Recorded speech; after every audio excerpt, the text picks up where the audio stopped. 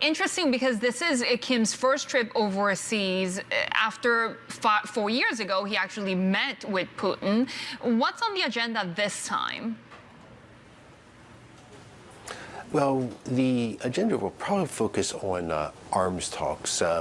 While Russia and North Korea have denied that any arms transfers are going on or will go on, it's something the U.S. has made accusations of for several months. And there are a lot of things that North Korea has that Russia wants, mostly munitions for the Soviet-era weaponry that's on the front lines in Ukraine, the howitzers, artillery. We're also looking for anti-tank missiles and also, rocket-launched artillery. These are things North Korea has, same caliber as Soviet-era equipment that's being used in Ukraine, and something that Putin needs because he's been burning through these shells rather quickly. Jon, are we expected to hear much when it comes to any sort of updates or the substance of this meeting and what each side is getting out of it at the end as deliverables?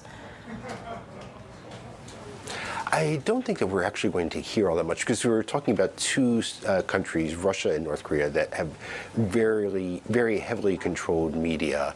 So we'll get some sort of, if this goes to form, I'm guessing we'll get some sort of perfunctory statement that the two have decided to deepen ties. But Kim's delegation was seen with top military officials, his foreign minister.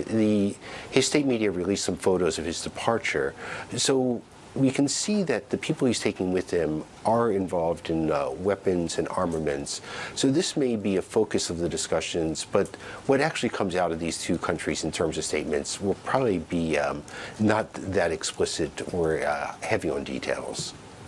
Jon, how do we assess North Korea's military capabilities in a country that, of course, suffers from hunger and poverty?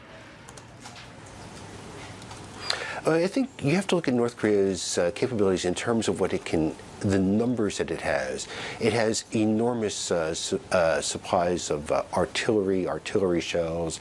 It's making missiles at a very high pace. But the technology that it uses is mostly older technology, 20th century technology. And it's producing these things at very large numbers. We're not going to see the cutting edge weapons that have made it to the battlefield from NATO partners for Ukraine.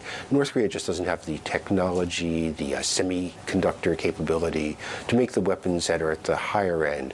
But they can make, these are lethal weapons, these are devastating weapons. It has missiles that are nuclear capable and quick to deploy. It has enormous numbers, and these are things that could help Russia as it fights in Ukraine.